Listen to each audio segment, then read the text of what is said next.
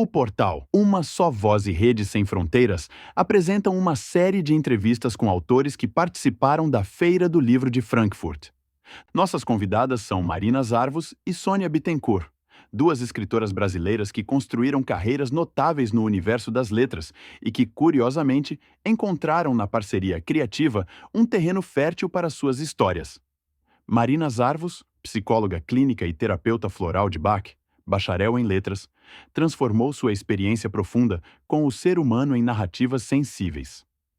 Membro fundador da Associação de Jornalistas e Escritoras do Brasil e da Rede Sem Fronteiras, Marina coordenou por anos a São Paulo Rádio da CBN, integrando o corpo de escritores de diversas coletâneas premiadas internacionalmente.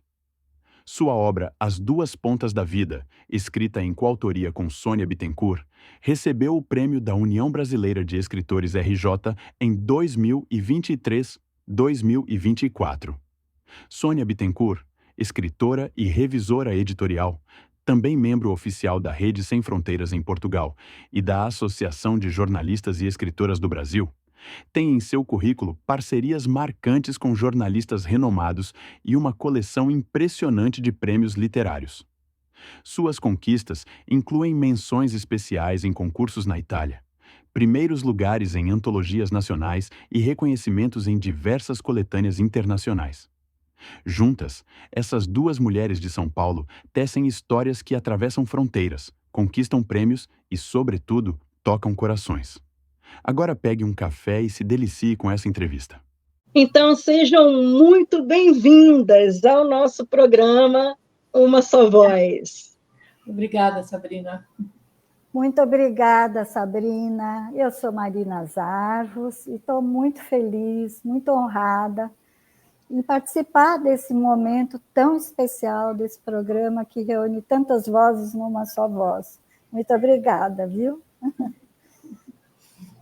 Obrigada, agradeço, tanto quanto a Marina, por termos esse espaço, né, de falar um pouquinho da nossa obra, de nós. Muito obrigada a você, a Rede Sem Fronteiras, por tantas oportunidades que nos oferecem, né?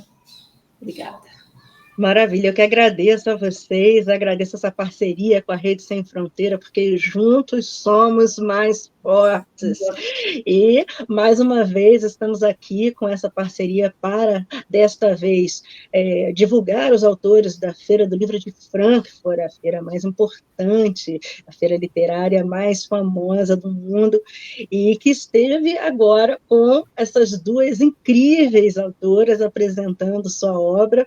E eu queria saber um pouquinho sobre vocês, antes da gente iniciar a falar sobre o livro, né, saber como vocês iniciaram a jornada de vocês, né? Então, assim, que vocês se apresentassem para o público, em de onde surgiu, começou a ideia de manifestar, externar toda a sua expressão através da escrita, né? Como vocês tiveram esse interesse inicial, da onde surgiram as escritoras Marina Zarvos e Sônia Bittencourt na história de vocês, na trajetória e na caminhada de vocês?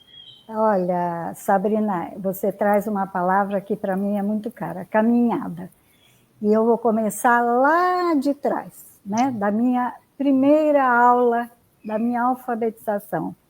Eu fui alfabetizada, imagino que Sônia também, depois ela pode confirmar, por uma cartilha chamada Caminho Suave, que eu devo confessar que de suave não tinha muita coisa, né? Foi muito suado para mim, mas eu consegui, né, fazer esse caminho e sou nascida em Lins, no interior de São Paulo. Morava vizinha a um jornal da cidade e tinha contato com o jornal, com a gráfica ali. Meu pai era amigo do dono do jornal. Então, a coisa da escrita, de alguma forma, ficou um pouco próxima, mas eu jamais imaginei que eu faria esse caminho como escritora. Muito bem. Eu dou um salto aí no tempo, porque, né, lá se vão muitos anos, e fiz um primeiro curso superior. Até então não tinha nada assim muito claro para mim o que eu faria. E por questões de... Mudei de Lins para São Paulo e a proximidade da universidade, eu escolhi fazer letras, fiz português, né? Fiz o curso de letras. Mas eu não atuei. Trabalhei muito pouco na área, dei algumas aulas, logo me casei, tive filhos, a história se encaminhou para um outro rumo. Até que, lá já por volta dos 30 anos de idade, eu volto ao curso superior para fazer psicologia. E aí, na psicologia, eu entendi por que eu gostava tanto da coisa das letras, da literatura, muitos relatórios, muitas escritas, né, eram demandadas, a gente precisava escrever muito. E, no final do meu curso de especialização, e sempre que eu entregava meus trabalhos, os professores diziam assim, olha, eu vou aceitar, mas ele não está tão acadêmico, ele é uma licença poética que você fez, é alguma coisa que, mas está muito interessante e nós vamos aceitar. Eu usava muitas metáforas, muitas figuras de linguagem, e não era bem o perfil acadêmico. E no meu trabalho de conclusão da especialização, eu já conheci a Sônia, para quem não sabe, somos ambas linenses e cunhadas, né? Nossos maridos são irmãos, então nós somos irmãs, nos queremos como tal. E aí, a Sônia é uma professora nata, desde sempre, tem um talento, um dom, que eu sou suspeita, porque eu sou fã, minha mestra. Sempre passei aquilo que eu precisava levar ao conhecimento da academia, da escola, passava por ela o meu texto. E eu pedi, olha, dá para você fazer uma revisão, por favor? E aí, nesse momento, conclusão dessa especialização, dessa pós-graduação, ela me deixa um bilhetinho que fez toda a diferença na minha vida. Veio estar aqui hoje. Eu me comovo porque foi de uma alegria tão grande quando ela escreve lá. Marina, você teceu um lindo trabalho, um lindo texto. Por favor, não abandone o tear. Eu falei, nossa, que coisa mais bonita, nunca pensei em ouvir isso. E aí eu fiquei com esse tear na cabeça, né? Eu preciso escrever mais, então, é isso que ela está me dizendo. E aí fiz um caminho longo, que depois eu posso complementar, até chegar a essa honra de ter um livro escrito em coautoria com ela, minha mestra. Acho que deu para situar um pouquinho, é isso? Ou eu me perdi na resposta, sabe? Não, ficou ótimo, amei conhecer. Sônia, como é que você se achou dentro das letras, né? Como foi esse chegar até esse momento da escrita? Na verdade, eu digo que eu não procurei as palavras me buscaram sempre. A vida toda elas me conduziram, sabe? Quando fala na Sônia Bittencourt, na Sônia, é através de algum texto que conheceu, que a pessoa leu, desde pequena. Eu me lembro que acho que o primeiro fato foi na 4ª série primária, né, naquela época, em que eu escrevi um texto e a professora gostou tanto que me pediu para ler em todas as 4ª séries. Ela me levou. Eu morri de vergonha, porque eu sou uma pessoa tímida, não gosto de falar, adoro escrever, mas falar, para mim, é um sacrifício. Sabrina, estou aqui, mas não bem à vontade. Então, eu fiz isso, li e tal, e aquilo me deu Aí eu fiquei conhecida na escola pelo meu texto. E assim a vida toda foi. Na verdade, eu fui alfabetizada numa escola de fazenda Valônia, lá de Lins. Aquelas, sabe, essas escolinhas rurais em que você é mais nova, nem sabe que existe, talvez. A primeira fileira da classe é o primeiro ano, a segunda fileira é o segundo ano, e a terceira fileira o terceiro ano. Tinha primeiro, segundo e terceiro. E a coitada da professora, imagine como é que acontecia isso. Ela alfabetizava a primeira fileira, continuava com a segunda, a terceira, ela fazia tudo. E depois, na quarta série, o aluno ia para a cidade, para estudar no Dom Henrique Mourão, que é o mesmo grupo escolar que a Marina cursou. Então, eu fui alfabetizada, assim, tinha tudo para não dar certo, né? Tudo para ter dificuldade. Mas não, eu fui super bem alfabetizada. No final do ano, eu ganhei de presente, por ter sido primeira aluna, da professora, um livrinho chamado Os Granfinos da Roça. E Granfinos da Roça, imagina, eu peguei aquilo com a dedicatória dela e perguntei para minha mãe, o que é granfino? E a minha mãe, acho que muito sabiamente, falou assim, são pessoas que estudam, que se esforçam, você é uma pessoa que, então, a professora admirou o seu talento, a sua vontade. E assim começou, né, a vida com o livrinho da roça. Fui para a cidade, fiz o quarto ano lá, depois continuei morando em Lins, a Marina foi para São Paulo, eu continuei morando lá, fiz faculdade de letras com inglês em Lins. Aí me casei, fui para Bauru e lá eu fiz o curso de pedagogia. A educação sempre foi assim, a minha paixão, sabe? Eu acho que a minha melhor parte foi a parte em que eu trabalhei em escola.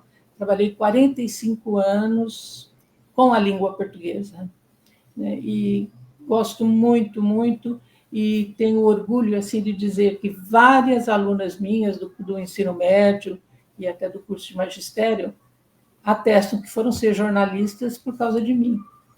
E eu tenho meninas que me superaram, escritoras que têm livros maravilhosos, né? Mas que eu despertei, dizem elas, o gosto pela escrita. Mas eu sempre, a escrita, o texto, era o meu foco no meu ensino, né, durante todos esses anos. Então, eu acho que é uma vocação. Em minha vocação, a palavra para mim me traduz, a escrita, não a falada. Então, mais ou menos é isso. E a vida inteira eu trabalhei com a língua portuguesa e com a literatura. Escrevia todos os textos do colégio onde eu trabalhava, todos os textos, os livros, todos eram escritos por mim. E eu só comecei na ficção depois que me aposentei, porque aí eu tinha tempo de escrever, né? Então, escrevia tanto poesia quanto prosa. Atualmente só escrevo prosa, não poesia. Mas aí entrou a ficção, porque eu não precisava mais escrever sobre educação. Tenho muitos textos sobre educação, sobre educação renovada, porque eu sempre fui uma professora que não acredita no ensino tradicional, né? A minha luta sempre foi por uma escola renovada, que levasse o aluno a pensar, né, e não a memorizar, como é a escola tradicional. Que tivesse uma disciplina, que era uma disciplina interiorizada dos alunos e não aquela imposta pelas regras da escola. Então, eu trabalhei muitos anos, na última parte da minha carreira, com formação de professores, e principalmente no colégio alemão, onde eu me aposentei, o Porto Seguro, aqui de São Paulo. E fui para a Alemanha muitas vezes para fazer curso, fui ver na Finlândia, na Espanha, na Coreia, a educação, como se processava lá, porque foram países que tiveram no PISA o melhor desempenho. Então, quando a Finlândia teve o melhor desempenho no PISA, no mundo, né, que mede a educação do mundo, eu e outros diretores, que nessa época eu era diretora, fomos ver o que tinha lá, né? O que existia lá que a gente podia trazer para cá. Então, o colégio também me deu muitas oportunidades. E a Alemanha foi uma base para mim, né? Por isso que a Feira de Frankfurt é muito significativa, né? Acho que basicamente é isso.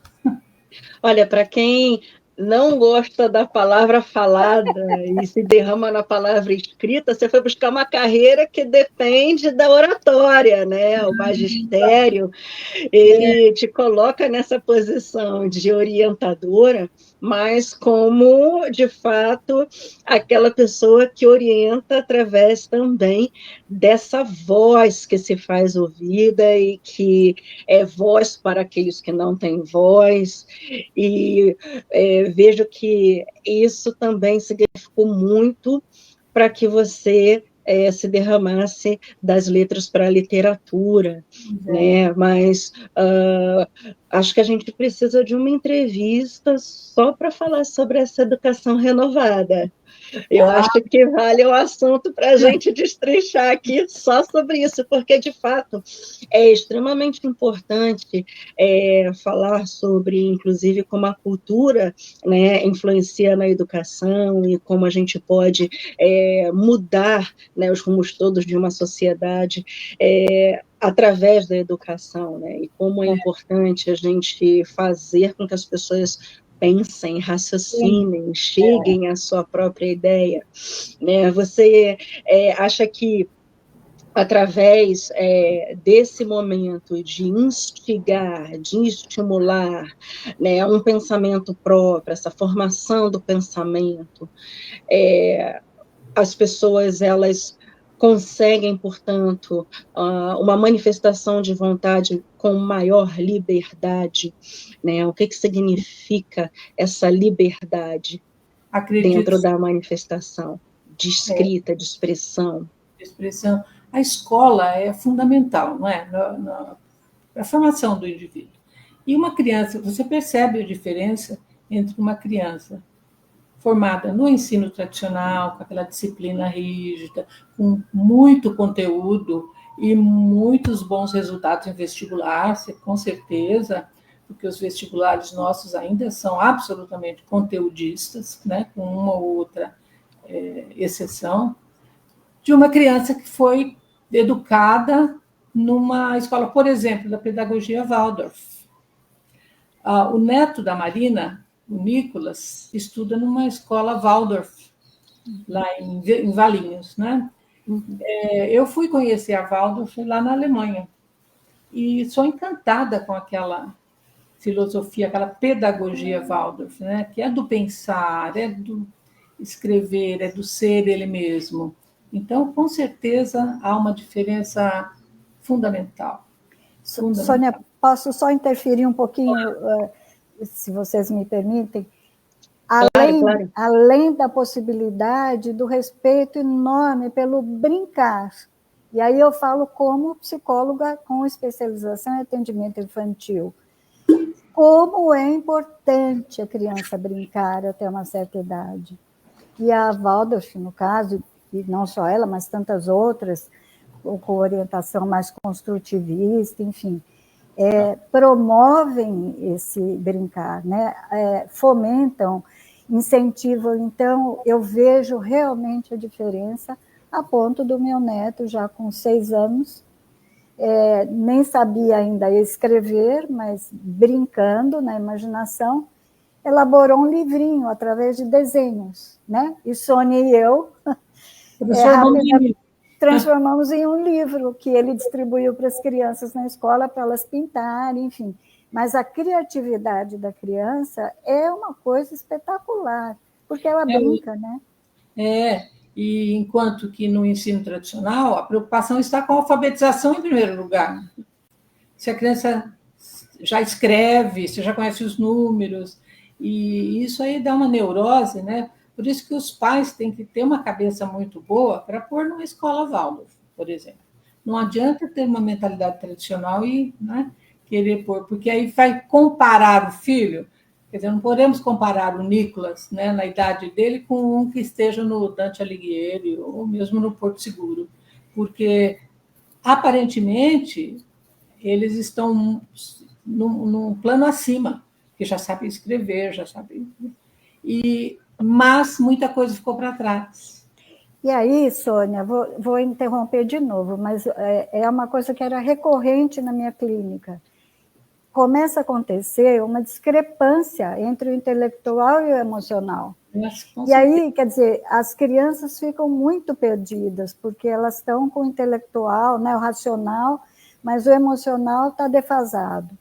Há crianças que precisam, sim, de uma escola mais, né, quadradinha, mas eu acho que aí depende realmente, como a Sônia falou, das famílias, da filosofia dos pais, de como os pais veem, né, a vida, a educação. Agora, sem dúvida, é encantadora essa pedagogia. Porque eu acho que o que as pessoas talvez tenham dificuldade de compreender é que o fato da criança não escrever, no caso da alfabetização formal, né, o nosso alfabeto, como falamos dos números também, não quer dizer que ela não tenha uma linguagem própria, né? Desde o seu nascimento, aquele bebê ele vai tendo uma linguagem, ele vai ter uma manifestação de expressão, onde ele vai falar através dos mexer dos pezinhos, a forma como, inclusive, ele vai desenvolvendo a fala, já existe uma linguagem antes disso, uma expressão antes disso.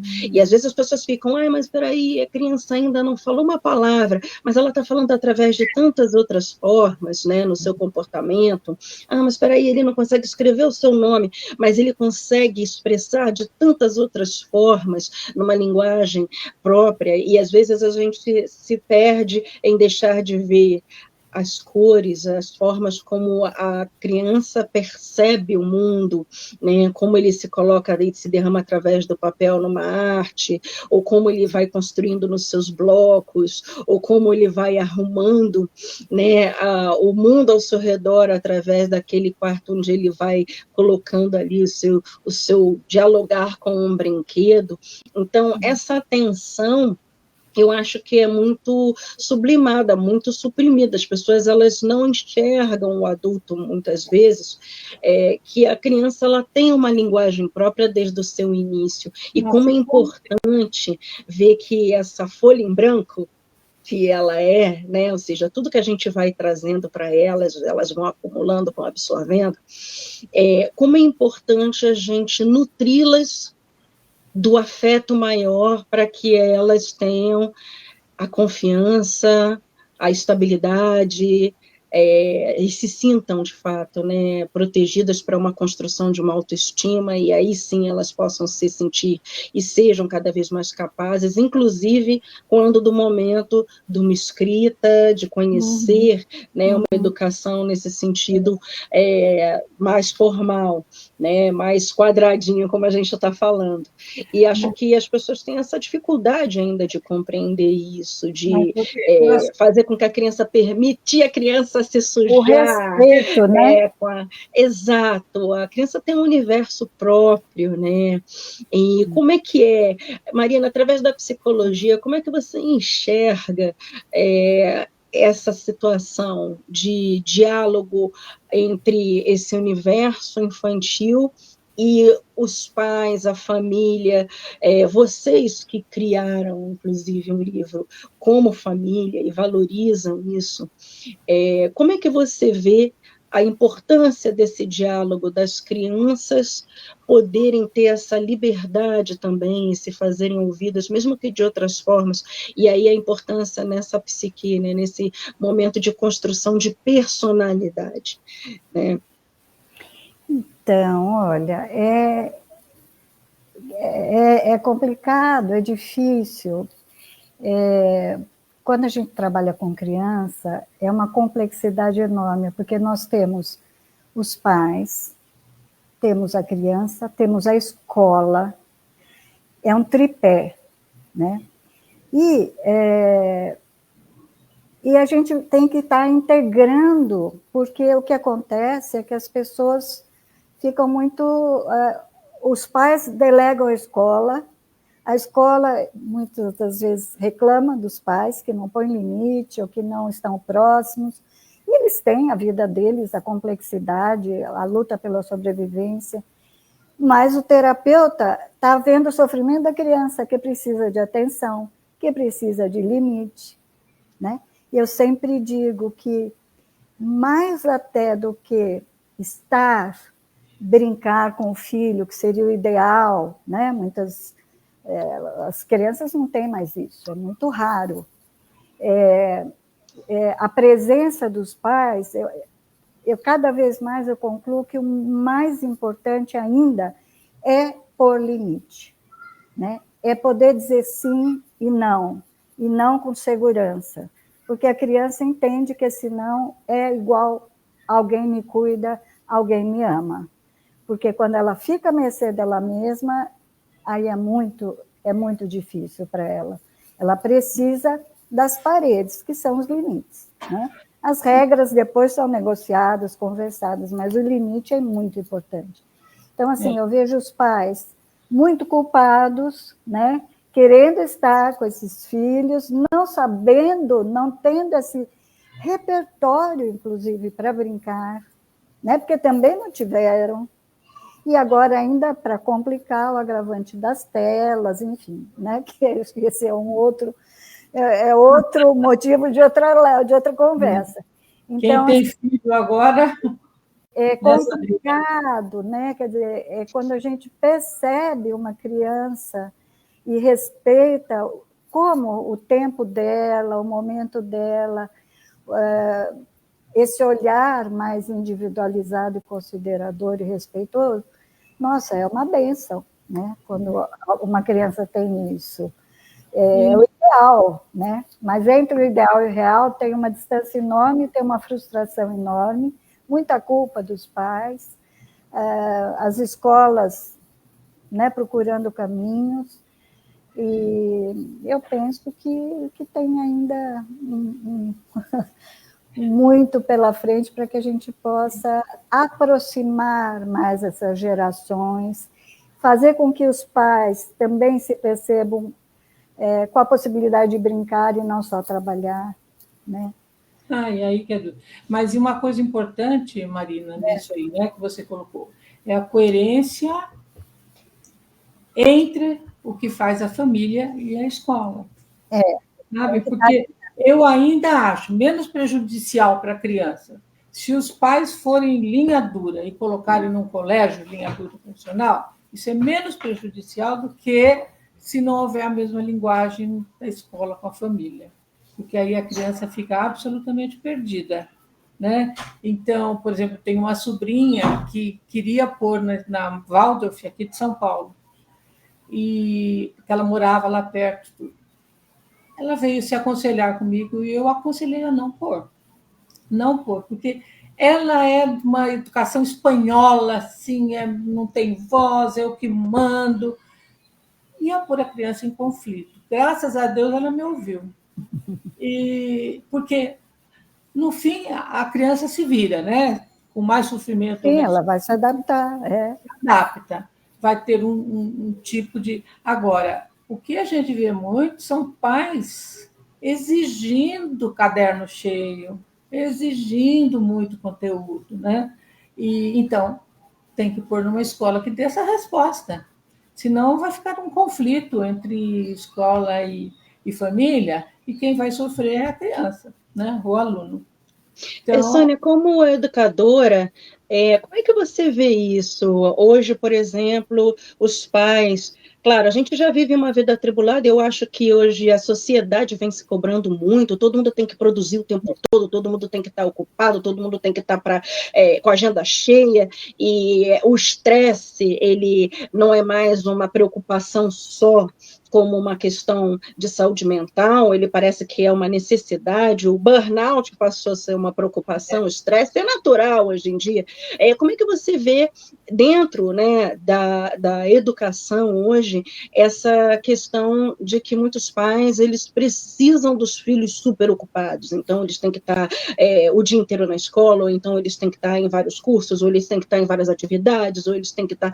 Onde está o limite do esgotamento realmente da criança, para que ela possa ter uma condição de aprendizado e de desenvolvimento e de evolução, e isso dentro da sua parte mental e física, dentro do que ela vai conhecer, e aonde está realmente o exagero, aquela coisa de vou substituir o tempo que eu não tenho com a criança, ocupando ela de todas as maneiras, porque eu trabalho o dia todo e eu preciso que ela esteja, então, em algum lugar e fazendo alguma coisa para ela não estar naquele ócio que fica perigoso às vezes. Uma pergunta dificílima, porque tudo vai depender também do tipo de família, né? Tipo, realmente a gente vê pais super ocupados, super mãe que trabalha o dia todo. Então, talvez para ela seja melhor mesmo a criança ir do inglês para o balé, do balé para o, né? E porque não está na mão de qualquer pessoa, ou não está solta. Essa é a realidade dessa família. Vai fazer o quê? Né? Não tem como. Mas Agora, vocês... pode falar, Marina. Não, é só um parênteses, puxar a sardinha para a nossa brasa. Você esqueceu de falar da figura importantíssima que hoje já também, né, parece que caiu em desuso, que é a das avós. Né? Eu sempre recomendava, né? Atualmente eu não atendo mais criança, da pandemia em diante, porque precisava ser presencial e daí não era possível. Mas eu sempre dizia, primeiro a avó, depois a escolinha, a creche, né? Porque tem o afeto, né? Então, assim, acho que uma rede de apoio, né, familiar, né? Há várias tribos indígenas, africanas, enfim, que dizem que precisa de uma aldeia para cuidar de uma criança, e precisa mesmo, né? A Sônia, avó recente aí, fresca, ela sabe, né? Ela está vivendo isso. Se não tem o apoio, é muito difícil. Claro que nós estamos falando também de pessoas privilegiadas, porque, né, a maioria precisa sair às 5 da manhã, deixa na creche, em algum lugar e volta à noite. Mas, se possível, né, privilegiar as pessoas próximas mesmo, Sônia, só fechando parênteses. Acontece que é difícil, né? Os pais pensarem assim, ou ter até avós disponíveis. Né, Marina? Então, essa relação família-escola é uma relação muito delicada, muito. Eu trabalhei como professora e depois diretora. É a parte mais complicada para harmonizar, né, e você ser coerente numa pedagogia, é essa questão da família com a escola e do tempo, né, o que é usar o tempo para o pai, para a mãe ou para a escola. Né? Olha, é uma relação que acho que o resto da vida né, vai ser complicada, acho que não vai se resolver, claro. Né? Eu concordo que a gente tem que sempre buscar a família, no caso, uma escola com o perfil da família. Mas você, como educadora, como professora, sua dificuldade ou sua facilidade, o que você vê dentro das escolas, talvez seja justamente que a dissonância, a confusão dentro da mente da criança ou do adolescente, ou até do adulto, na verdade, porque a gente às vezes está falando de jovens adultos, você acha que a disciplina ela tem a ver com essa questão da figura de autoridade? Existe ali uma discordância quando a família e a escola elas não estão integradas, essa autoridade é comprometida dentro desses dois ambientes? É comprometida, com certeza. E a autoridade é necessária. Agora, como é exercida essa autoridade, aí é outra discussão, né? Que há uma autoridade imposta e há uma autoridade conquistada. Não é porque eu sou professora que eu sou uma autoridade reconhecida, não é? Então, existe muito. Agora, se a família não reconhece na escola a autoridade para os seus filhos, evidentemente eles não vão reconhecer também. E aí está criado o pior conflito. Né? A Marina, que também foi psicóloga de escolas, pode dizer isso. E eu trabalhei em escolas, desde uma escola americana, que era muito de uma pedagogia muito interessante, lá em Lins ainda, Instituto Americano de Lins, até um Porto Seguro, que é um colégio tradicional alemão, né? Então, mas eu trabalhei muito mais no colégio alemão. Só que houve todo um movimento de transformação dentro do colégio, pela formação dos professores, para uma educação com sentido, para uma autoridade conquistada, discutida com os alunos, né? Então, nós fizemos, por anos, um trabalho de coerência, que foi muito bonito. Depois, quando me aposentei, aí continuou a minha sucessora, e agora, realmente, eu não sei como está. E eu trabalhei a maior parte da minha vida com os jovens, né? A Marina trabalhou com criança também, mas eu mais o ensino médio. Então, você já pega o adolescente naquela fase, né? Difícil. Sônia, desculpa. Pode falar. Isso que você está dizendo do adolescente, na minha clínica eu fiz orientação profissional, aí eu trabalhava só com adolescentes, né? Então, era um outro lado da minha clínica. E eu sempre percebia, quer dizer, se eles não têm o limite em casa, nessa fase que a Sônia pega dos adolescentes, o limite vai ser dado por quem? Se a escola não der pela diretoria, com certeza vai parar na delegacia, que vai parar no juiz. E aí vai dar naquilo que a gente sabe, de pôr fogo em índio, né? Enfim. É uma coisa assim que é a olhos vistos, como precisa ter essa coerência, como precisa ter esse respeito, né? Eles pedem. Seu filho está... quantas vezes eu dizia para os pais, seu filho está pedindo, pelo amor de Deus, me dê limites. Pois é, Marina, como psicóloga, inclusive, também lidando com escolas, e aí a gente vai falar dos adolescentes e além das crianças. As crianças eu acho que até são mais expressivas nisso. Às vezes os pais eles enxergam aquela birra ou aquela revolta, aqueles gritos, que as crianças são mais de se manifestarem, né, dessa forma, como uma falta de limites, como uma falta de respeito, mas, na verdade, é um pedido de socorro mesmo, tipo assim, é uma criança que está necessitando ali e implorando pela disciplina, né? Ela precisa da figura de autoridade. E como é que você vê isso, por exemplo, em relação às famílias, né? Porque hoje a gente tem... justamente por tantas pessoas muito ocupadas, sempre é uma sociedade que se impele a estar produzindo dentro de um trabalho. Eu acho que a pandemia até, de uma certa forma, mudou muito isso, por conta do trabalho remoto, que tornou tudo um pouco mais flexível. Mas antes a gente precisava estar fora de casa, correndo o tempo todo mundo olhando o relógio, e existia uma espécie de abandono emocional, onde a criança fica sendo jogada em tudo que é lugar o tempo todo, até para não ficar na rua, até para não ficar à mercê de outras coisas ruins, até para não ficar naquele computador à mercê de algum tipo de aliciador. Mas as famílias, elas admitem isso? Elas admitem que elas têm facilidade? Acho que não, mas assim, é fácil para você ter esse papo com a família de que, olha, é necessário estabelecer esse limite, o seu filho ele está implorando por uma atenção, não porque ele precisa da sua atenção no sentido de me compre mais um presentinho, me dê mais uma viagem, ou então me dê mais um videogame, mas uma autoridade, ele às vezes está implorando para que você haja como um pai, uma mãe, me coloque de castigo, porque pelo amor de Deus eu preciso de um freio.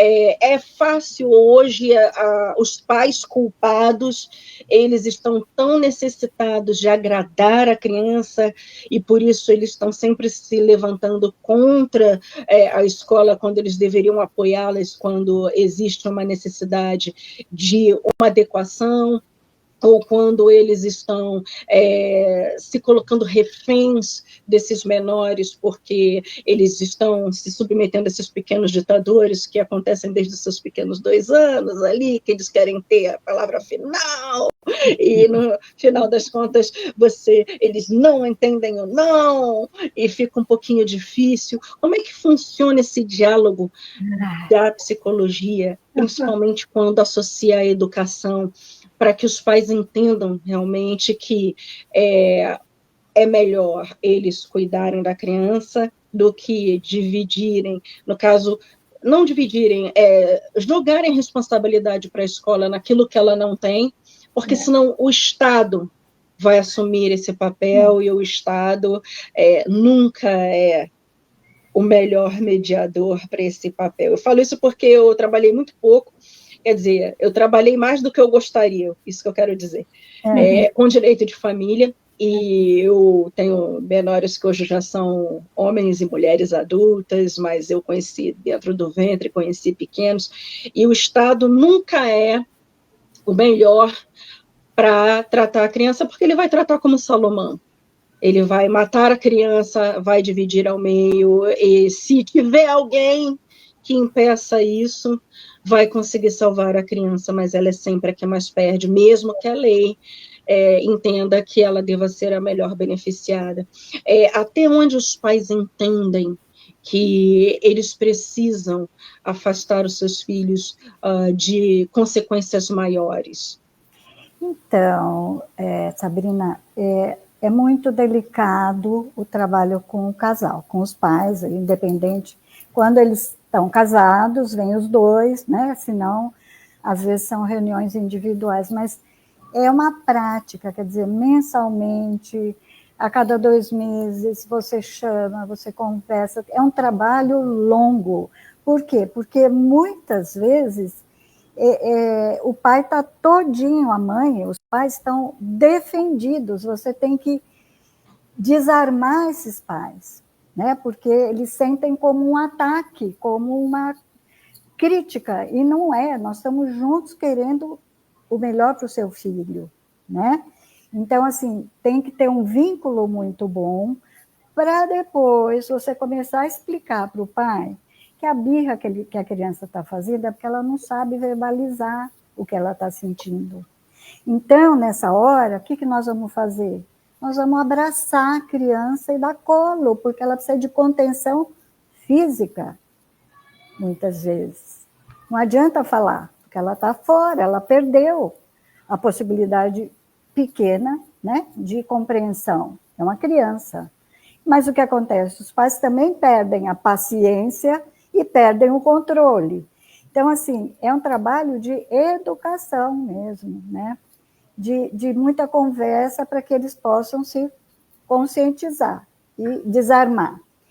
Nós temos uma experiência aí, você falando da questão pública, Sônia e eu fizemos trabalhos por anos a fio, continuamos fazendo ainda de modo um pouco mais distante, numa creche, numa comunidade, né, Sônia, em São Paulo. E aí nós trabalhamos com adolescentes, né? E os pais pouco víamos, muitos nem sabiam por onde os pais andavam, né? Passavam um dia na creche. E a creche fazia esse papel da contenção, né? Era um trabalho lindo, é um trabalho lindo que eles fazem. Então, só deu a deixa aí. Esse livro eu escrevi em coautoria com um escritor italiano. É sobre a história deste padre, além do mar, além do homem. Porque este padre italiano que criou essa creche da qual a Marina está falando. E há 45 anos nós levamos essa creche. E esse livro é a história deste padre que criou isso. Ele veio da Itália, um lugar onde não havia pobreza, uma cidade, né? E numa viagem para o Brasil, ele se condoeu da nossa miséria, se fundou junto com os casais, umas famílias, nós entre eles, essa creche, que tem um trabalho maravilhoso, e a Marina trabalhava lá, dando orientação educacional. Então, eram 2 mundos, né? E um padre de um país desenvolvido vir aqui para trabalhar. E é lindo. Eu escrevi, então, a história dele. E ele faleceu recentemente. Ainda bem que ele leu e tem o livro.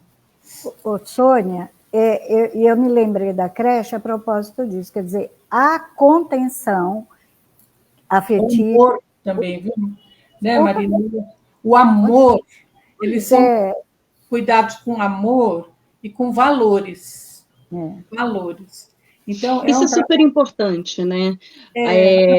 Além da disciplina e da autoridade, os valores, os princípios, a ética, que é isso que vai transbordar no respeito. O né? padre Luigi, este aqui, ele dizia isso. Nós temos que ter uma creche bonita, limpa, com materiais, com os apetrechos, porque senão eles não têm material para o sonho. Eles vão sonhar com outro mundo se não conhecem outro mundo. Eles têm que conhecer a beleza, eles têm que ser tratados com amor, eles têm que conhecer o amor de Deus, sabe? Então, é um trabalho que é especial. Especial porque moram na favela, mas eles têm aspirações a um novo mundo. Sabrina, se eu puder resumir, porque eu acho que a gente vai ter um gancho para falar também sobre o nosso livro, eu diria uma coisa que eu falei a vida toda da clínica. Criar filhos não é educar, não é adestrar, é diferente. O que os pais muitas vezes querem é adestrar o filho. Adestrar, você dá recompensa, né? E a criança emite o comportamento desejado, você recompensa e está tudo certo. Como um animal. Agora, educar dá trabalho, é difícil. Precisa de tempo, precisa de olhar, né? E precisa realmente... Marina, eu vou até lhe perguntar, porque você falou das avós, né? E vocês, como avós, que estão passando por isso, que têm essa experiência na psicologia, na educação, você chegou até a falar, Marina, sobre algumas sociedades que entendem muito bem esse momento em que os avós eles são a melhor referência, até porque valorizam também a pessoa mais velha da sociedade, os anciãos, as pessoas mais experientes, para ensinar aquelas crianças, né? Hoje a gente vê que tem pais que às vezes querem até manter uma certa linha dura, os avós eles são mais linha solta, mas você acha que esse amor, porque você falou, por exemplo, da questão da criança que está ali manifestando uma gritaria, está atacando coisa, e às vezes o pai, a mãe, ele vai entender aquele momento como um momento de raiva e vai agir com raiva, brigando, gritando da mesma forma, quando na verdade ela está querendo explodir de frustração. É o momento que ela está pedindo o acolhimento ao invés da repressão. E aí a questão que a gente entra na linguagem, né? É necessário entender a linguagem, ou seja, ela vai manifestar de outra forma que não é a verbalização, ela ainda não tem essa verbalização desenvolvida dessa maneira para discutir, dizendo, olha, eu preciso disso, eu preciso daquilo. E aí é o momento do abraço. Você acha que os avós eles entendem melhor essa linguagem? Com certeza. É por isso que os avós eles vêm mais açucarados, eles entendem. Como pais, eles vinham com aquele chinelo voador que alcançava em qualquer momento, mas como avós, eles entendem a importância do colo, do abraço, do choro no peito ali, em que você bate nas costas e diz, está tudo bem, eu vou resolver tudo. Sabrina. Os avós são importantes para essa construção no psicoemocional, na autoconfiança, na segurança da criança, como figuras de autoridade, especialmente. Com certeza, com certeza. E você está perguntando para uma pessoa que vem de uma família de origem grega. E nós reverenciamos muito os idosos. Né? Tanto que o nosso livro nasceu por conta disso. Quer dizer, é a história de uma avó que está contando para os seus netos a demência da bisavó, que morava com a avó, né? Que morava com essa avó que conta a história. Você vê, é um livro, né, Marina, que o livro é focado na família. Na família. Isso, Nós... Marina tinha 2 netos na época, ainda tem, né? Uhum. Eu com 2 netos, mas nós pegamos os meninos, as crianças, como base dos nossos personagens. Uhum. Aí são personagens de ficção, em nome, em gênero, sim, mas no contexto da família, no contexto da avó, dos avós. E isso é que atraiu, eu acho que foi um livro que atraiu bastante o leitor, porque parece que essa necessidade, né, de amor, e ensinar o amor e o respeito, sem dar sermão, sem sermão. Né? A nossa querida presidente da Rede Sem Fronteiras nos deu a honra de fazer a nossa orelha. E ela fala sobre esses valores, né? Na orelha dela, maravilhosa. Por quê? Porque o livro, para a gente, né, falar um pouquinho sobre as duas pontas da vida, é a história de uma bisavó que demenciou e que morava, né, com a filha. E até havia a possibilidade de colocá-la em algum lugar para que fosse cuidada, mas não, ela estava com a filha, porque assim era a tradição familiar, inclusive cultural, que o nosso livro é todo ambientado, né, na cultura grega. Então, a gente conseguiu, né, Sônia, trazer para cá, para o livro, a vivência do cuidador, da filha cuidadora, dos netos, né? do marido, da pessoa que demenciou, e a importância desse afeto mesmo, desse amor, porque, como diz o livro, né, Sônia, eu acho que aí é uma frase que é todinha sua nessa coautoria, né? Que ela não lembra mais de nada, a bisavó, mas o coração continua sentindo, né? Então, acho que está falando do afeto. A pessoa que demencia, ela não está mais lembrando de muita coisa ou de nada, mas ela continua sentindo. E isso sente alegria, sente tristeza, sente solidão. E a de Andréia coloca um parágrafo aqui na orelha, que eu posso ler, Sabrina? É só um parágrafo. Eu seria capaz de dizer que As Duas Pontas da Vida se trata de um livro biográfico, daqueles que nos prendem pelo valor da história, mas ele é muito mais que isso.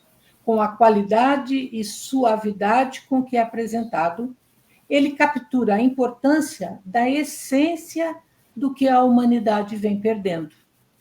O que de mais sublime poderíamos possuir? O amor, a família e os seus anciãos. E acho que aí responde a pergunta da Sabrina, né? Sim, o que a gente poderia dizer sobre as avós, né? Nós estamos nesse lugar agora privilegiado de avós, claro, muitas vezes ficamos cansadas, perdemos também a paciência, mas é um outro lugar, né? É aquilo que na psicologia junguiana a gente diz que o idoso tem o arquétipo do sábio. Agora é hora dele derramar tudo aquilo que ele aprendeu e o melhor que ele tem para os demais. E os netos são os nossos tesouros. Eu costumava dizer, Sônia, para os meus filhos, gente, o meu pai não é o avô de vocês, é outra pessoa. É outra pessoa. E eu espero ser outra pessoa para os meus netos também. O Guilherme, meu filho, né, que é meio rebelde, ele fala, às vezes ele fala assim, no meu tempo eu não falava assim, não era assim, né? É claro, nós estamos num outro momento, mas experiência não se passa, né? Se vive. E acho que esse nosso livro conseguiu passar isso com lirismo, com leveza, mas com atenção à ciência. O que é a demência, o que é o mal de Alzheimer, que é um tipo de demência, com uma linguagem que atinge a criança, o adolescente e o adulto. Então, para isso, nós usamos multinarradores, né?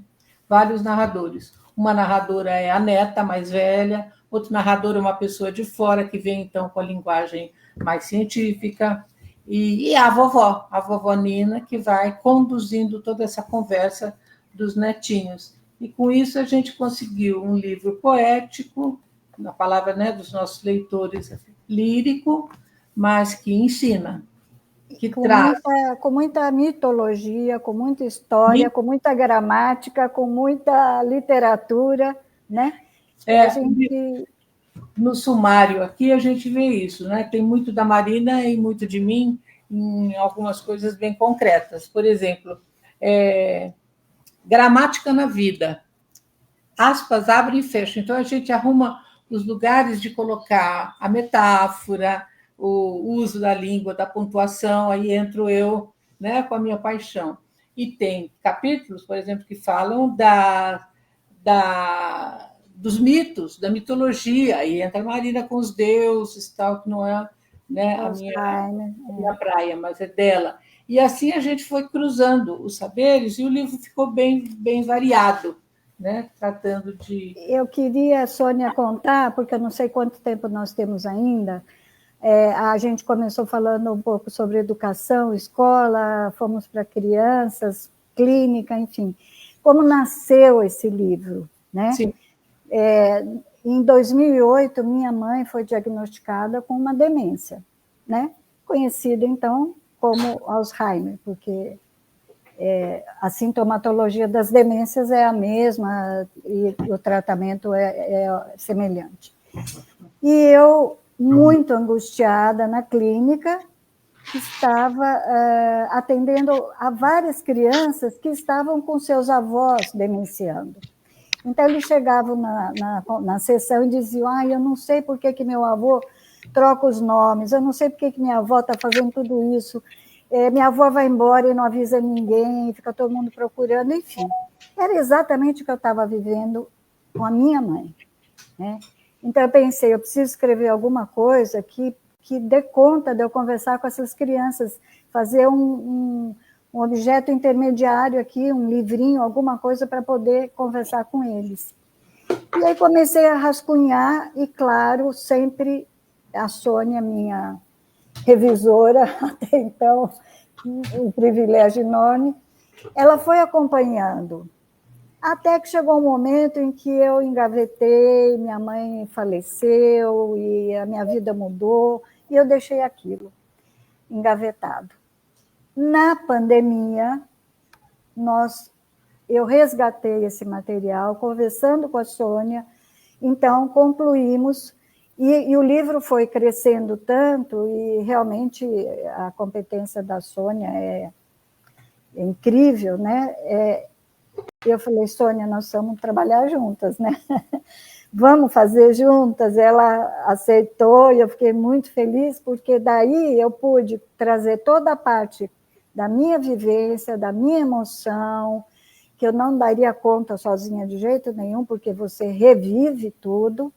E a Sônia, como acompanhou a minha história, e com os recursos, com as ferramentas que ela tem, né, da nossa língua, aí foi uma parceria assim, muito gostosa, né, Sônia? Mosca no mel. Oi? Foi mosca no mel. Foi. Na pandemia, nós trocamos e-mails, eu já estava fora de São Paulo, que hoje eu estou em Vinhedo, trocávamos e-mails, eu mandava texto, ela mandava de volta, ela me mandava, eu mandava de volta, enfim. Foi uma delícia, porque nós temos essa afinidade que já lá se vão quase 50 anos de família, né? Enfim, acho que, como diz a de André, somos almas irmãs gêmeas. Isso é muito bom. Não sei se nós respondemos as suas perguntas, se falamos muito pouco. Eu acho que tem muito assunto, muita coisa boa. Eu queria falar um pouquinho sobre esse assunto que envolve a saúde mental, principalmente. As pessoas acham que é uma coisa que envolve somente pessoas idosas, e não necessariamente. As pessoas ainda desconhecem que a demência, o Alzheimer, eles podem surgir também em idades mais jovens, as pessoas acham que é uma doença de pessoas idosas, e não é o caso. Eu tive também isso presente na minha família, na verdade, há pouco tempo também, a pandemia ela acabou fazendo com que isso se tornasse um pouquinho mais sofrido, porque nós tivemos muitas vítimas e isso acelerou processos de pessoas também de partida.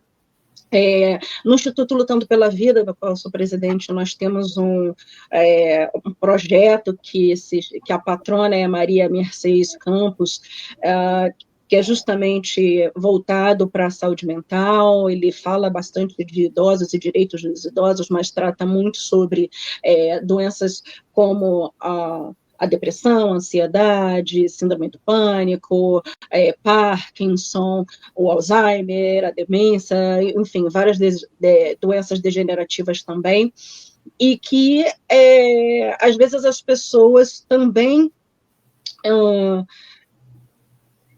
percebem dessa maneira, como se aquela pessoa que está com esse problema estivesse ausente.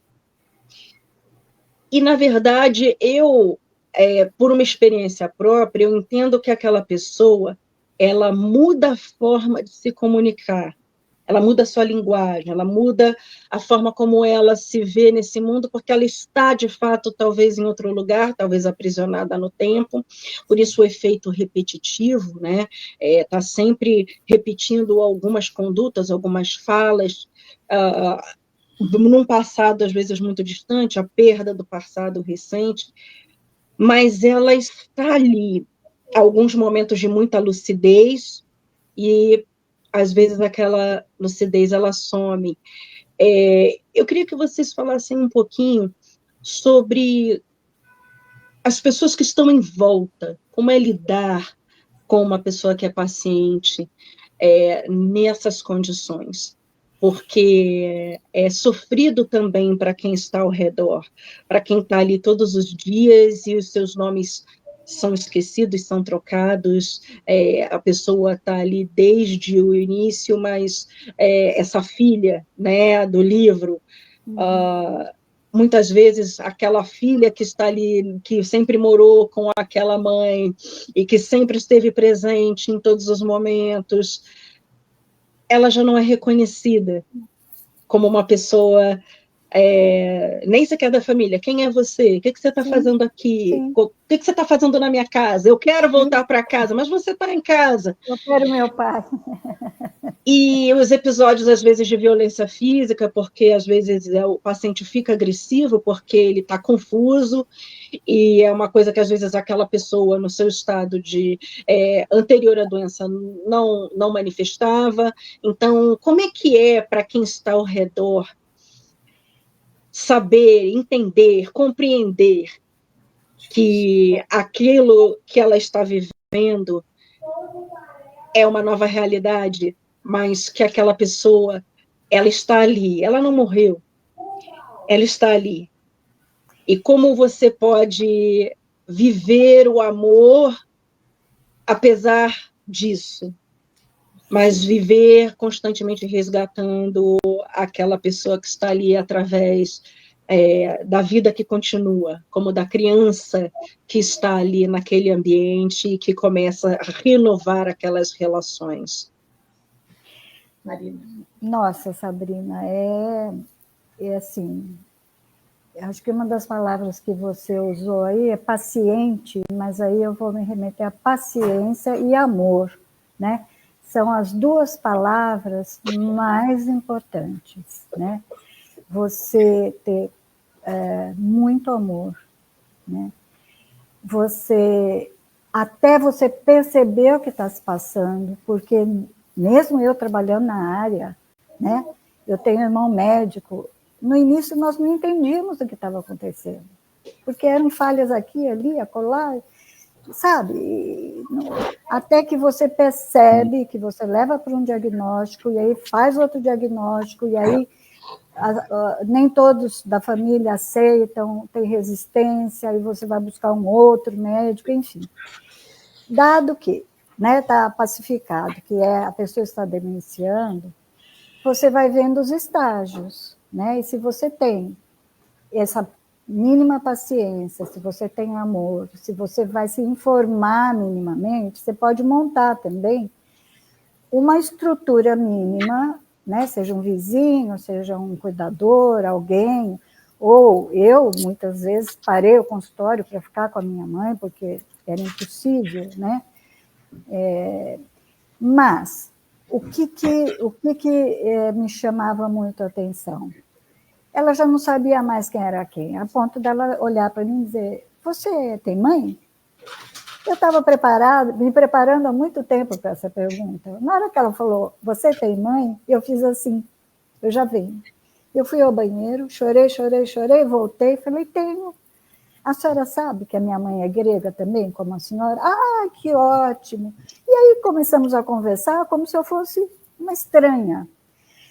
Ou seja, entrar no universo dela, né, e tentar caminhar por ali, naquilo que ela dava de mote. Por exemplo, ela não lembrava de mais nada, mas eu dizia: vamos declamar? Vamos. E eu dizia: ai, que saudade. Ela dizia todo o poema. Ai, que saudade que eu tenho da aurora da minha...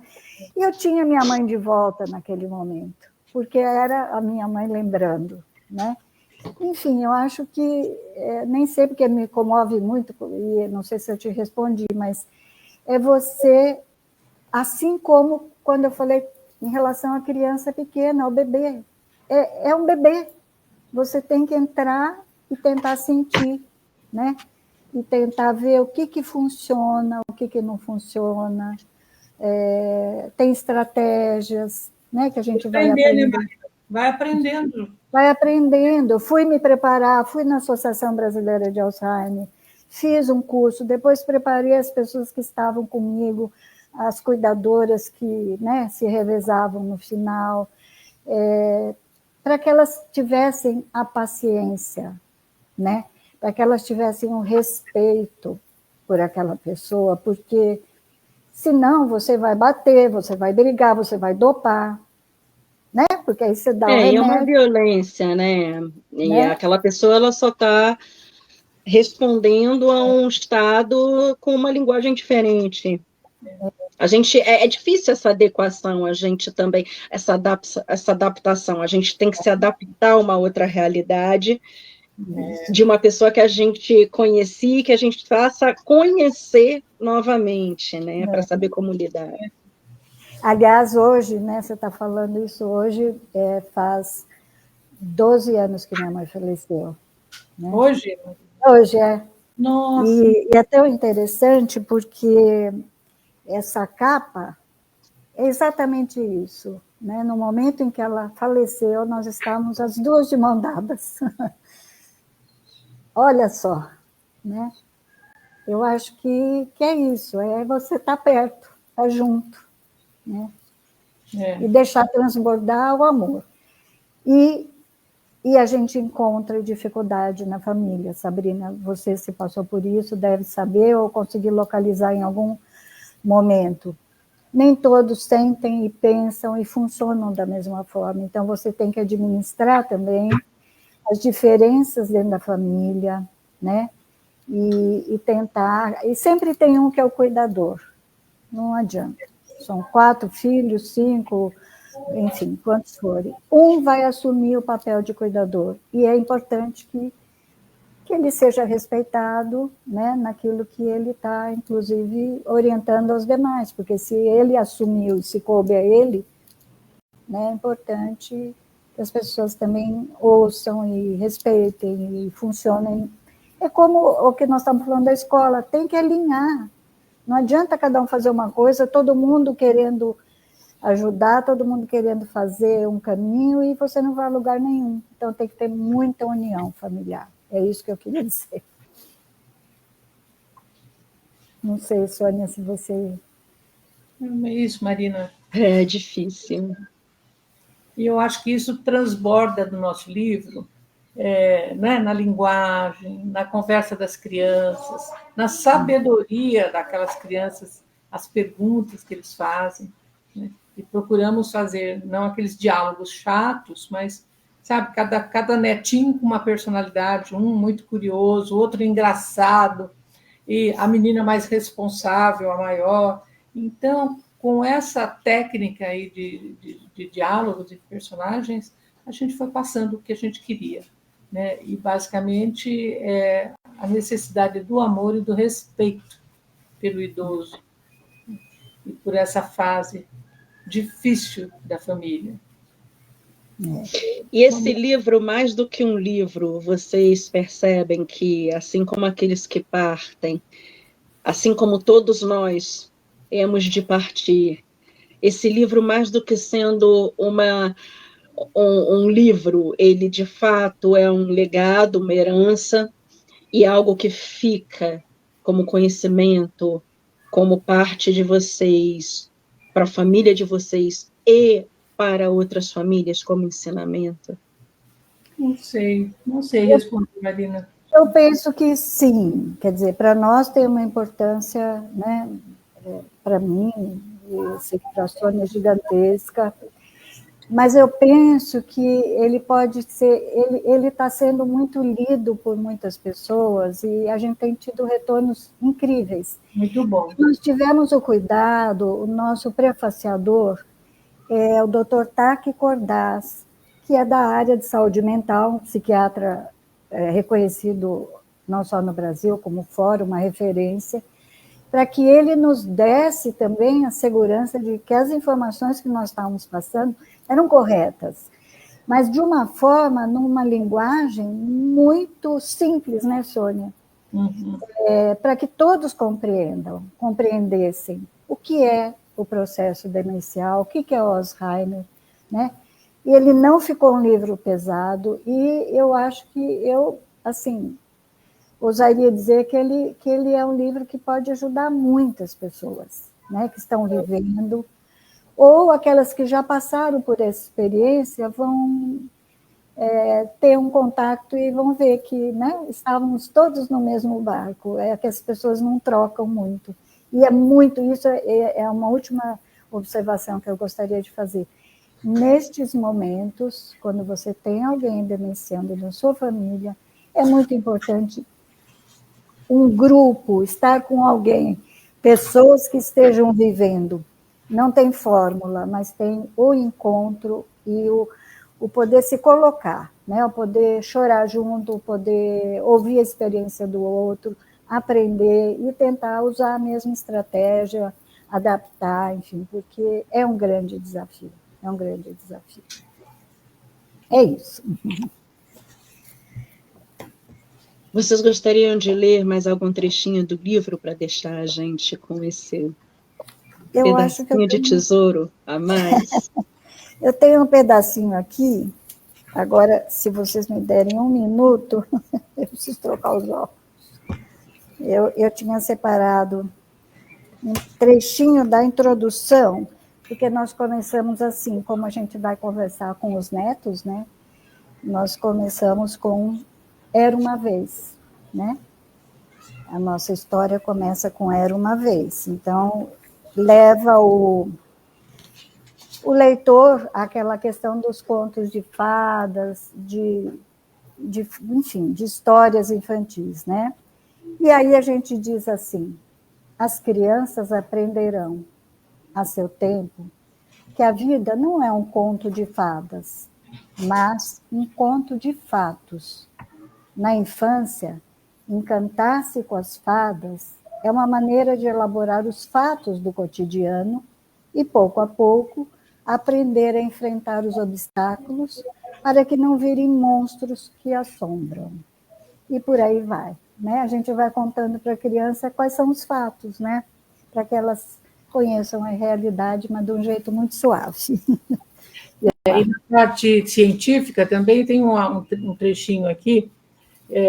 Que técnica nós fomos usando? Metáforas, né? Metáforas, a própria poesia, que a Marina vivenciou como é importante, né, para a pessoa doente de Alzheimer, a música, né, o ritmo faz parte desse contexto. Então, aqui, por exemplo, a gente usa uma comparação e na voz de uma neta.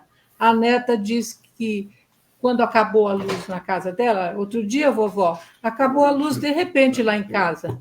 Eu fui olhar a caixa de energia elétrica junto com o papai e ele disse que tinha sido um curto-circuito, porque os fios elétricos se enroscaram e cortaram a corrente de luz. Fiquei pensando agora, vovó, seria parecido com o que acontecia com os neurônios da Bisa Mini? Perguntei porque fui relacionando o que a vovó falava, o que aprendi nas aulas de ciência. Caiu um silêncio. Acho que todos ficaram refletindo, inclusive a vovó. Mel, sua danadinha, acho que você achou um belo jeito de explicar. Penso que seja mais ou menos isso, sim. O cérebro é como um circuito elétrico, que quando algo sai errado, o funcionamento não fica normal. Você usou uma metáfora que ajuda a entender. O cérebro parece a caixa de energia com milhões de fios elétricos que formam um circuito. São os neurônios, os fios, e aí a gente continua. Depois usa uma outra metáfora ainda de gavetinhas. Por que a vovó esquecia os nomes? Por que ela lembrava de coisas antigas e não do que aconteceu ontem? Então, são gavetinhas que ela tentava abrir, ia tentando abrir, aí eles entendem, eles acham engraçado, né? Então, são características aqui da narrativa nossa. Os recursos, né, que nós usamos. Todos os capítulos também começam com uma epígrafe poética, filosófica, né? E no final a gente coloca os dados de todos os filósofos e poetas que a gente usou. Então, é um livro lírico mesmo, não é um livro cansativo. E é fininho, né? Engraçado que a capa chama muito atenção. Agora mesmo na Feira de Frankfurt, né? Uma pessoa do público chegou lá e pegou este livro da estante lá e começou a folhear. E a Kátia, então, chegou perto com o microfone Desculpa, e falou... Sônia, foi feira lá de Manaus. Ah, foi de Manaus. Foi de Manaus. É verdade. Foi de Manaus, não foi de Frankfurt. Aí a presidente de núcleo lá perguntou por que o livro atraiu, né? E ela falou, porque leu aqui o começo e a capa chamou atenção e ela viu que estava tratando disso, daquilo. Então, a capa ajudou bastante também, da oficina do livro. Agora, voltando um pouquinho para Frankfurt, eu assim, me comovi muito, viu, Sabrina, com a nossa... do fato da gente ter ido sobre representação a Frankfurt com a de Andréa, porque, claro, como você falou no início, né, é a maior feira do mundo, né? Jamais, para quem fez aquele caminho tão difícil lá das primeiras letras, poderia imaginar que um dia, né, a minha escrita, junto com a da Sônia, estaria lá. Mas eu me comovi mais ainda, e isso ela não sabe, pela Sônia. Eu acho que o palco, o livro, ela trabalhou a vida inteira numa escola alemã, que sabe o alemão, que enfim... gente, aquilo me tocou tanto que eu falei, é o palco que ela merecia, sabe? Então, acho que a gente tem muito a agradecer, porque o nosso livro... Eu deveria estar lá, presente. Você... Tem o ano que vem. Tem o ano que vem. Agora, ela tem um outro livro, viu, Sabrina, que ela vai contar. Olha, antes da gente passar para esse outro livro, eu queria ouvir de vocês, de cada uma de vocês, o que significa para vocês. Claro que a ideia do livro já traz um pouquinho para a gente de informação, a capa do livro já traz um pouquinho de informação, mas o que seriam as duas pontas da vida? Bom, tem maneiras de explicar. As duas pontas da vida, a infância e a velhice. E o nosso livro faz justamente isso. Une os netos, as crianças, e a história da Bisa Mini, que já não está mais aqui nesse plano. E leva as crianças a entender, amar, respeitar tanto a história como a velhice. E a Marina pode continuar com mais propriedade. Não, é só assinar embaixo do que você falou, Sônia. A gente acabou de viver aqui o período de finados, né? Eu vou pegar E aí eu fiquei assim, vindo de uma família grega, os antepassados, os ancestrais, né? Quantos habitam em mim, né? Que sou uma ponta, e agora meus filhos e meus netos, e amanhã meus bisnetos, enfim, esse contínuo, né, que é a vida, mas a gente quis muito honrar essa geração, né, essa avó, essa bisavó e os netinhos que estão chegando, que é onde nós estamos nesse momento, olhando um pouquinho para o que vivemos e olhando aquilo que eles estão vivendo e nos proporcionando e que continuarão, e assim vai ad eterno. É isso. Explica agora o que é isso aqui que eu trouxe. Ai, que bom que você pegou, eu tenho aqui também. Aqui. Isso aqui, Sabrina, a nossa querida, aí do Rio de Janeiro, Marjorie. A Marjorie, ela é escritora. Yes. Ai, meu Deus, me desculpe, me escapa o sobrenome dela, Sônia. Me ajuda. Agora me deu um branco. Ela é da Rede Sem Fronteiras também, escritora e escultora. E quando ela leu o nosso livro, ela ficou tão comovida e tão impressionada que ela fez chegar até nós 2 peças com essa... Sônia, levanta um pouquinho, por favor. Ela esculpiu as 2 mãos, né? Uma pedra de granito. Uma coisa linda, linda, Olha linda. Ai, meu Deus, como é o nome da Marjorie, o sobrenome? Meu Deus. Marjorie.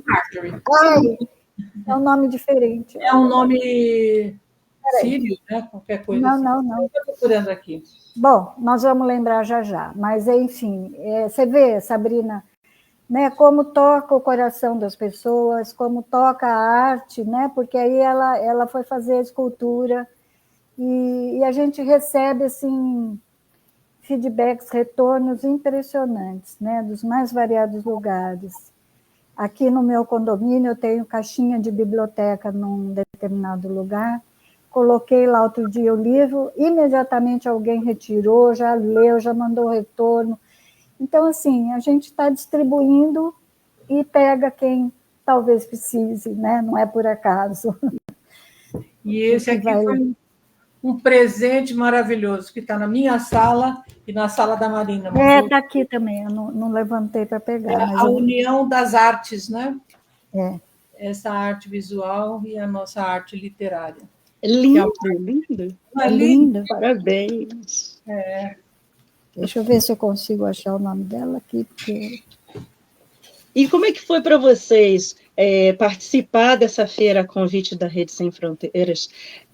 Claro, né, a Rede Sem Fronteiras ela está sempre cruzando realmente barreiras, fronteiras, oceanos, e conectando pessoas, fortalecendo a arte da escrita, fortalecendo artistas escritores, fortalecendo pessoas nos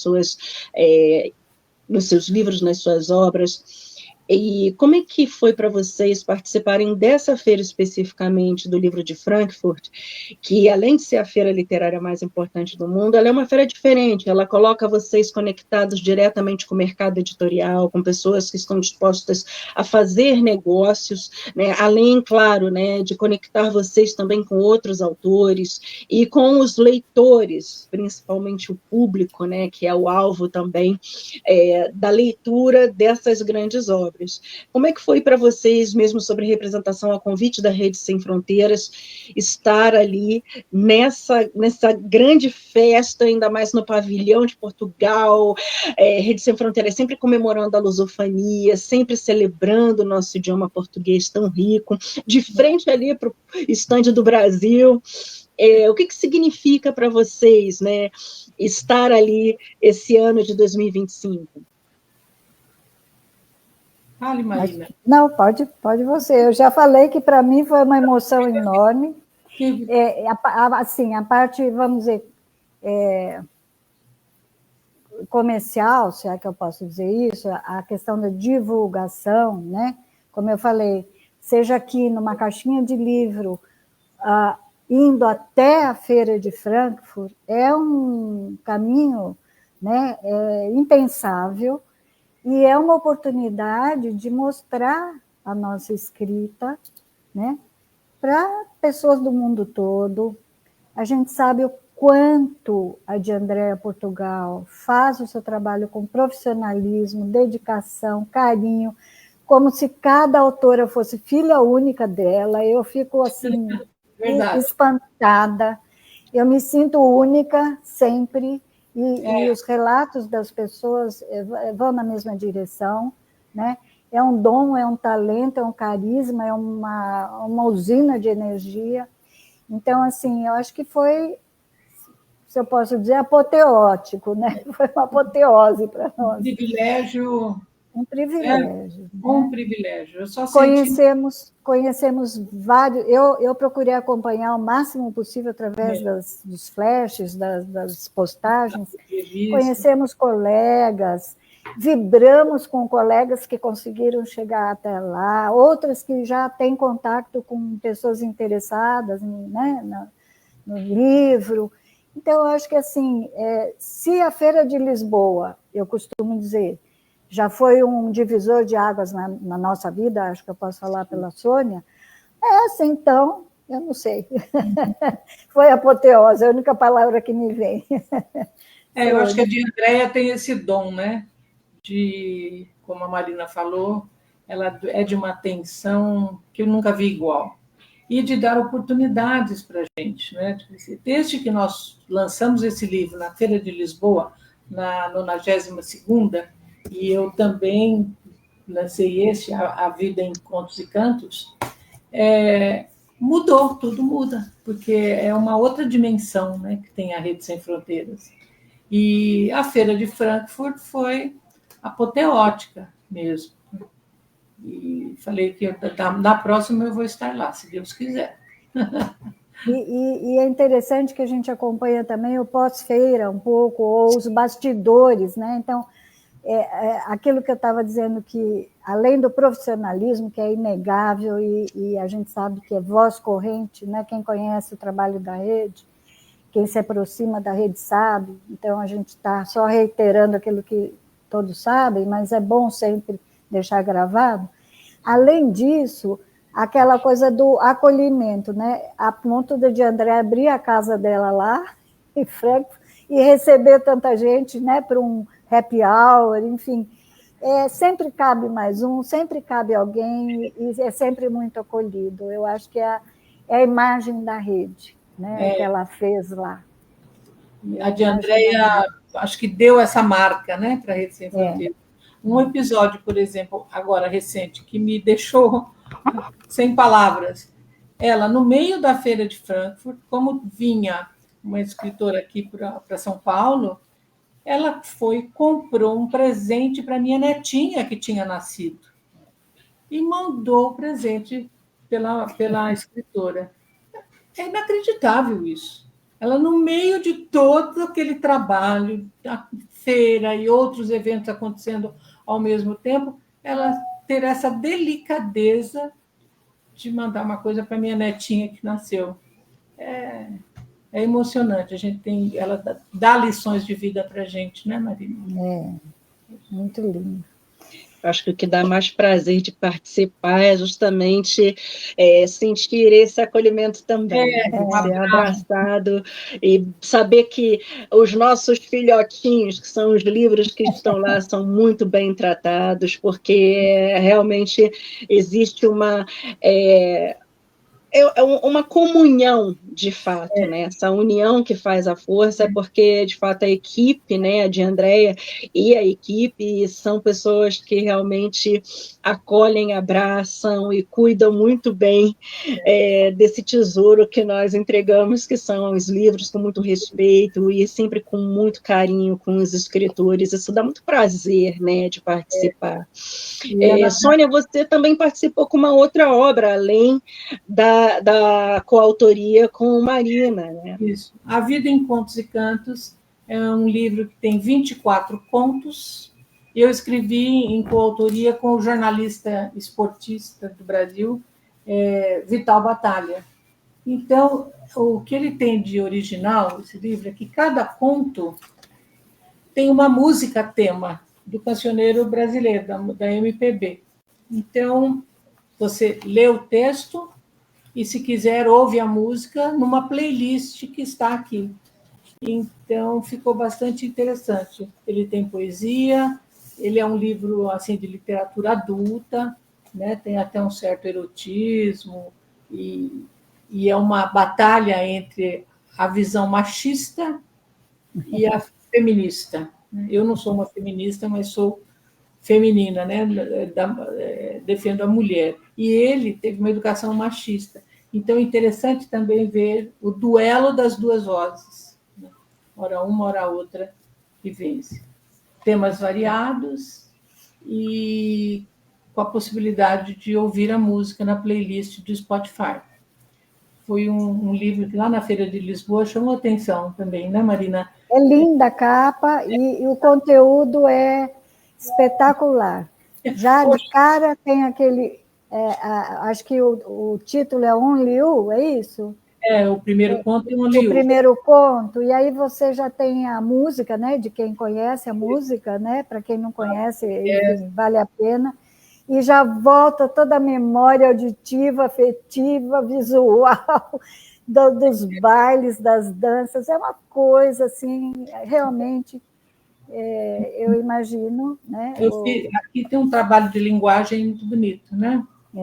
Hoje eu estava relendo, né, por causa da entrevista com a Sabrina. Olha, eu acho que você marcou algumas coisas aí, já que você estava relendo, eu sei que você vai querer ler alguma coisinha para a gente. Eu tenho dificuldade de tirar do contexto, parece que a gente tira um pedacinho, né? Não quer dizer nada. Tem muita ironia, eu até marquei algumas coisas aqui, mas não sei se fazem sentido a gente ler um pedacinho, né? Não sei. Esse conto aqui, principalmente, ele me bate bem na alma. O Reverso da Medalha. Esse conto começa assim: foi com lágrimas disfarçadas nos olhos, mas sem escândalo e em silêncio, que ouviu o marido chegar naquela noite e dizer que ia embora. A relação não vinha bem nos últimos tempos, não só com ela, mas também com os filhos. Ele estava mudado, cada vez mais calado, distraído para os assuntos da família. Apenas uma parte dele estava ali. E a outra? Aí, no estresse do trabalho, tal, até que depois vai aparecendo o conflito, e é um conflito, nossa, muito difícil. Muito difícil, porque o filho cresceu, o filho amava o pai, e depois o filho resolve se vingar. Então, o que eu vejo nesse livro é uma força muito grande da linguagem, das metáforas, da ironia, do lirismo dentro da dor, porque a maioria dos contos tem assim, uma dramaticidade bem grande. Gosto muito dele, mas não sei se ler trechinhos, a Sabrina vai dizer alguma coisa. Leiam. Leiam e ouçam, é lindo. Eu gostei muito dessa interatividade, de você poder associar a leitura com também o áudio, né? E você poder brincar com a questão das músicas também. Foi uma tentativa boa. A gente ia pôr até o QR Code, né? Mas aí complicava um pouco, na época e tal, nós fizemos a playlist, e então você acessa pela playlist na ordem dos contos. E me digam, vocês têm essa facilidade de escrever a quatro mãos? Como é que é fazer essa coautoria e reunir uma ideia e contribuir com uma unicidade de pensamento, de sentimentos num livro? Como é que é para vocês trazer essa obra final? Não é fácil, mas é muito enriquecedor, por exemplo, a Marina tem os seus saberes, né, da mitologia grega, da cultura grega, que eu não tenho. E eu tenho outros conhecimentos de linguagem, que ela não tem tanto.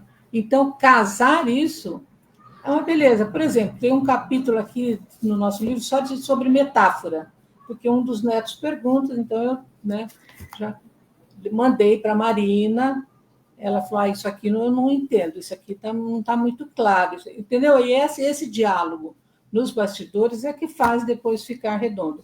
A mesma coisa a mitologia. Às vezes ela vinha com um mito, eu falei, eu não entendi bem a relação. Aí ela explicava. Então, nesse sentido, é muito enriquecedor. Não é fácil, mas é enriquecedor. Este foi mais complicado, porque ele é um jornalista da noite, jornalista esportivo, irônico, contador de casos, né, que foi na juventude muito malandrão, é marido de uma grande amiga minha, uma pessoa excelente, mas a cabeça dele é totalmente diferente da minha.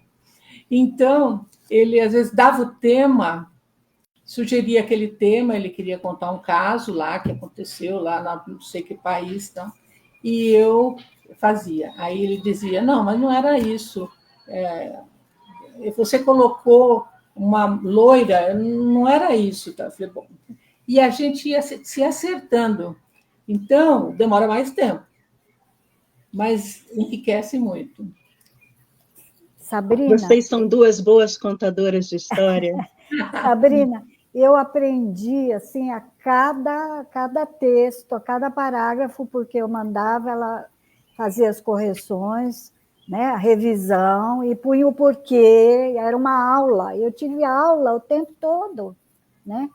Então, isso foi assim, a mais ainda, além de poder contar a história, né, que era muito importante para nós, para mim, e as aulas que vinham de volta, porque ela não se contenta em colocar alguma coisa que precisa corrigir, ela explica o porquê. Né? Ela te dá uma aula no parágrafo. Então, meu Deus, você vê que privilégio? Agora, nós vamos fazer um passo importante. Nós vamos nos separar. Eu falei engraçado que as pessoas pensam que Marina Zarvos e Sônia Bittencourt são juntos. Somos siamesas. Né? O editor que consultamos, já planejando o livro, mas então, uma metade vai ser... Não são as duas, não. São livros separados. Então vem livro novo aí. Vem. Se Deus quiser. Então, olha, já vou aproveitar para deixar o convite para virem, voltarem, para poder falar de novo o lançamento, porque aí a gente também anuncia aqui, faz nova entrevista lançando obras novas. Tem que trazer vocês aqui de novo. Nós pretendemos lançar na 96ª, né? Feira de Lisboa. Ano que vem já. Ano que vem, já está. Maravilha. Já está começando a esquentar os motores. Esses livros que vocês já têm hoje, que já estão à venda, que já participaram de Feira do Livro de Lisboa, de Feira Amazônica, enfim, que estiveram nessa super feira de Frankfurt, como é que as pessoas podem adquirir, como elas entram em contato com vocês, e também como é que elas podem acompanhar vocês e continuar vendo as suas trajetórias, acompanhando o caminhar de vocês, inclusive esse novo lançamento, saber dos livros que vêm por aí, dos livros que vocês têm à disposição, como é que elas entram em contato? Esse é um ponto meio fraco nosso, né, Marina? Mas pode ser, a Amazon, pode ser comprado pela Amazon, né? E nos dispomos também pelo e-mail, pelos dados. O Instagram, o meu é Marina Zarvos, Sônia é Bittencourt. Sônia Bittencourt é escritora, e ela usa muito mais o Instagram do que eu, meio relapsa. Meio não, muito. E a oficina, o livro As Duas Pontas da Vida, a editora Oficina do Livro Editora. né? Isso, Também Oficina pode do entrar Livro em contato. Editora. Certamente E este é da Detalhe Editora. são Então, editoras entre em distintas. contato com a gente, que a gente... Ou a Rede Sem Fronteiras. Além do Instagram, gostariam de deixar um e-mail? O meu é msarvos@uol.com.br. E o meu é... uol.com.br. Seu, né, Marina? O meu é soniabittencourt@terra.com.br. Ótimo. Vou deixar aqui na descrição também, a equipe vai deixar na descrição do vídeo, para que as pessoas possam também já adquirir os livros, porque a gente está falando aqui de muita coisa boa e as pessoas estão aqui querendo ver. Se eu já estou ansiosa, imagino com certeza que quem está assistindo vai querer ter em mãos, né? E eu fico muito feliz de receber vocês aqui. Olha, para quem quiser, tem entrevista também de Marina Zarvos, Sônia Bittencourt aqui em playlist, mas tem que visitar aqui no canal em outro momento, também em parceria com Rede Sem Fronteiras. E essa super entrevista, eu fico aqui agradecidíssima, muito grata a vocês pela presença de vocês mais uma vez. Sei que vocês vão voltar, porque tem novidade para sair aí, vocês são sempre muito bem-vindas, fico muito grata, muito satisfeita, muito feliz por essa parceria com a Rede Sem Fronteiras, e eu espero que vocês voltem logo. Obrigada. Muito obrigada, viu? Eu venho para uma entrevista dessa meio amarrada, sabe? Porque a Marina sabe. Eu sofro muito, não quero, porque a minha praia é a palavra escrita. Mas foi muito agradável você... Mas não doeu nada, né, Sônia? Viu como foi agradável? Aliás, Sabrina, essa entrevista que você se refere para entrar na playlist, salvo engano, foi a nossa primeira entrevista lá atrás. Foi, e você nos deixou tão à vontade que a Sônia falou, não, eu vou encarar a Sabrina. Então eu vou. Amém, muito amém. Obrigada, viu? Muito obrigada pela parceria e, enfim, estamos aí sempre disponíveis para um papo. Eu tenho certeza que a Sônia também. Ela vai perdendo o medo. A casa de vocês. Muito obrigada. Um grande beijo, queridas. Beijo grande. Até a próxima. Até, se Deus quiser.